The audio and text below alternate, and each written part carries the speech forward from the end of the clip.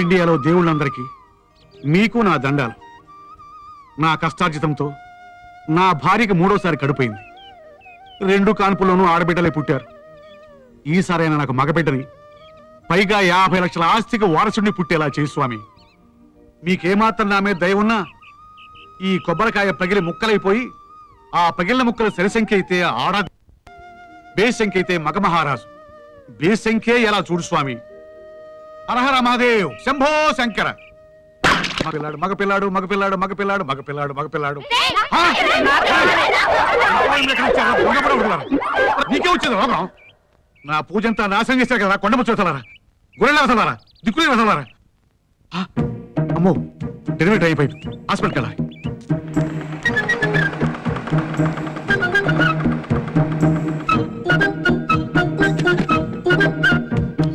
Sister, మా ఆవిడకి delivery అయిందా? మగపిల్లాడు పుట్టాడా? ఇప్పుడే లేబర్ రూమ్ తీసుకెళ్లారు. 4 ఇంజక్షన్లు ఎక్కువ వేసినా సరే మగపిల్లాడు పుట్టేలా చూడండి. ఇంతకీ మా అమ్మగారు వచ్చారా? మీ అమ్మెవరో నాకు తెలియదే. మా అమ్మ మీకు తెలియదా? ఏ పేరు చెప్తే పసిపిల్లలు పీచు పెట్టే తింటం కూడా మానేస్తారో, ఏ చూపెడితే నీళ్లు కూడా నిప్పులా భగ్గుమంటాయో ఆ మహాతల్లి మా అమ్మ మంగమ్మ మీకు తెలీదా? ఏ ఊరు నర్సమ్మ నువ్వు?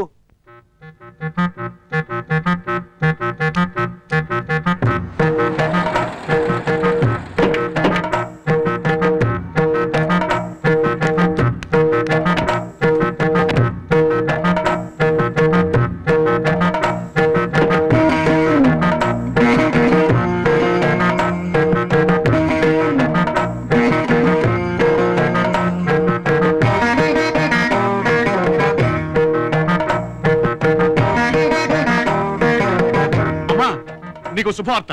మా నాన్న నా కడుపున నీ మనవడగా పుట్టబోతున్నాడు. పురుడు వచ్చిందా? ఇంకా సేపట్లో వచ్చేస్తుంది. ఈసారి ఖచ్చితంగా మగబిడ్డ పుడతాడని డాక్టర్ చాలా విశ్వాసంగా చెప్పాడు. కంగ్రాచులేషన్స్ బుచ్చిబాబు గారు. Thank you doctor, thank you very much. మీకు ఆడపిల్ల పుట్టింది. నేను చెప్పాను వదినా, ఇక ఒక్క క్షణం ఇక్కడ మనం ఉన్నా మనకు అవమానం. అమ్మా ఆగమ్మా, డాక్టర్ సరిగా చూసి ఉండు. మరొకసారి చూస్తే నిజం బయటపడుతుంది. బిడ్డ ఆడ మగ అనేది ఒక్కసారి చూస్తే చాలు. పదో వదినా. నాయన పోనీలేరా, ఎవరైతేనే మన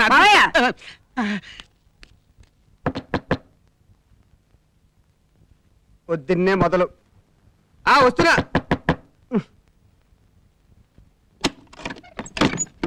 ఏం బాబు, నువ్వు ఇంకా రేషన్ షాప్ కి వెళ్ళలేదా?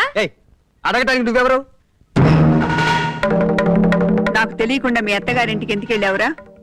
రామ రామ, అదే మాటమ్మా. నువ్వు చెప్పే వరకు నాకు పెళ్ళైందని సంగతే గుర్తులేదు. అలాంటిది నీ మాట కాదని దాని దగ్గరికి ఎలా వెళ్తానమ్మా? నోర్మై, నువ్వు ఆ ఇంటికి వెళ్ళకపోతే అది ఇప్పుడు కడుపుతే ఎలా ఉంది? అరేను, నీ పెళ్ళాం రాసింది. నువ్వెంతో ప్రేమగా రాసిన ఉత్తరం కూడా అందిందట. నీ మీద ఒట్టమ్మా, ఒక్క కార్డు ముక్క రాశారంతే. అయితే ఆ కార్డే కడుపు చేసిందా? ఏడ్చావులే. ఎప్పుడైతే అది 2 ఆడపిల్లల్ని కందో అప్పుడే ఈ ఇంటికి దానికి సంబంధం తెగిపోయింది. ఇంకొకసారి ఆ ఇంటి గుమ్మం తొక్కావో దానికి పట్టిన గతే నీకు పడుతుంది. జాగ్రత్త. మరేను, మా అమ్మాయి రమ్మని చేసుకుని ఉంటే ఈ పాటికి గొంపెడు మగపిల్లలు పుట్టేవారుగా. అనుభవించు. ఏంటమ్మా ఇవి? ఈ నవలలన్నీ నమిలి మింగి ఇందులో ఉన్న సినిమాలోని హీరోయిన్ల సెక్సీ పట్లు, లుక్స్, టాక్స్ ఇట్టే నేర్చుకోవచ్చు. నేర్చుకుంటే అప్పుడు మీ బావ నీ బుట్టలో పడతాడు. మరీను బయట వేసుకునేది ఇలాగా, ఇలా ఇలా ఇలా. అప్పుడు మీ బావ బేజారెత్తిపోతాడు. తల్లి వాత్సాయని, నీ కామానికి కామా లేకుండా పోయాయి. మరేను, నేనేం చెప్పినా నీ మంచి కోసమేనే. బుద్ధిగా వెళ్ళి బావతో ఏ కాలు జారు, కళ్యాణం అయిపోతుంది. దాంతో మంగమ్మకి మనవడు. అవును, మీ బావ ఎక్కడే? జగమే మాయా బ్రతుకే మాయా. వేద దగ్గాల్సింది నేను. ఏమిటండి మీరు పాడుతున్నది? మీరు పాడేది కళ్యాణ మండపంలో, శ్రీరామనవమి పందిట్లో కాదు. ఏం చేయమంటారండి? సూపర్ హిట్ డూయట్స్ పాడదామంటే మా ఆడగాయని నిన్ననే లేచిపోయింది. ఐ మీన్ నిన్ననే పెళ్లి చేసుకుని వెళ్ళిపోయింది. మంచి పని చేసింది. అయితే మీరే ఆడగొంతుతో పాడండి. ఏమిటండి చూస్తున్న కొద్దీ ఓ తెగ రెచ్చిపోతున్నారు. మాటలంటే మాటలా? ఒకసారి స్టేజ్ మీదకి వచ్చి పాడి చూడండి, అప్పుడు తెలుసుద్ది. కమాన్.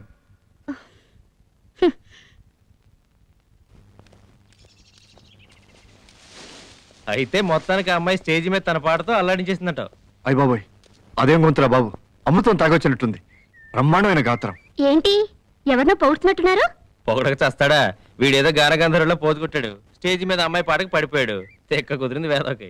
నువ్వు ఎన్నైనా చెప్పురా, అసలు అమ్మాయి గొంతే గొంతు. నిజమా? ఆ అమ్మాయి పాటే కాదు, మాట కూడా బాగుండాలే. అవును, మనిషి కూడా బాగుండాలే. ఓ బ్రహ్మాండం. మనసు అంతకన్నా బాగుండాలే. వెన్న, అసలు వెన్న. అవును, ఆ అమ్మాయి నీకు తెలుసా? ఆ అమ్మాయి ఎవరో నాకు తెలియదు, కానీ ఒక్క విషయం మాత్రం బాగా తెలిసింది. నువ్వు ప్రేమలో పడ్డావని. నిజమే. అయితే వెంటనే ఆ పిల్లతో మాట్లాడి మీ పెళ్లికి మీ చేతే పాట కచేరి పెట్టిస్తారా? ఏ పేట్ల మీద నువ్వు కూర్చుంటావా?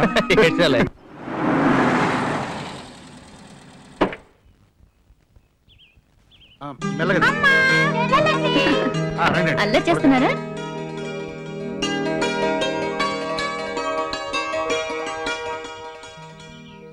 ఆగండి, మీరు ఇంట్లో కడుపెట్టడానికి వీలేదు. మీకోసం పక్క వీధిలో ఒక పోర్షన్ రెడీ చేసి పెట్టాం, అక్కడికి వెళ్ళండి. ఏమిటి పిచ్చి పిచ్చిగా వాగుతున్నావు?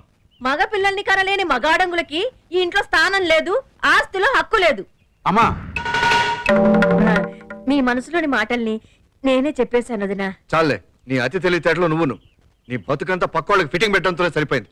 అన్నయ్య, వదిన, మీరు లోపల రండి.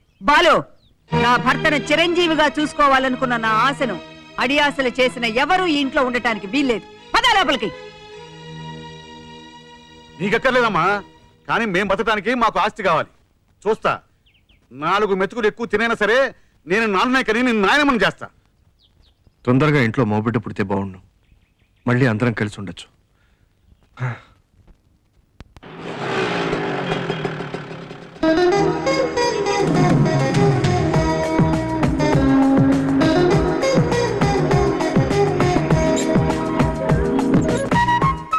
ఎస్టీడియా? కాదండి. చాలే, కూర్చో.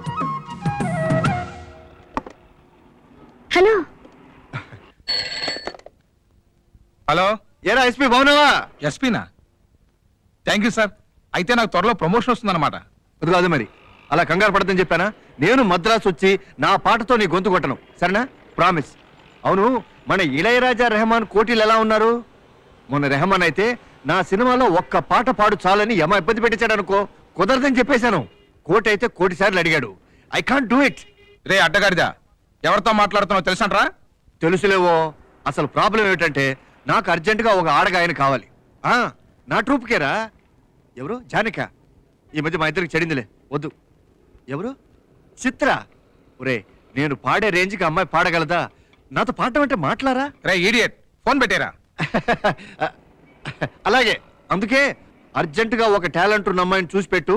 నేను రాత్రికి మళ్ళీ ఫోన్ చేస్తాను. ఓకే, జాగ్రత్తగా పాడు. అరే మీరా? అంటే ఇది మీ షాపా? మద్రాస్ ఎస్పీ బాలసుబ్రహ్మణ్యంతో మాట్లాడాను. వాడికి నేనంటే చచ్చేంత ఇది.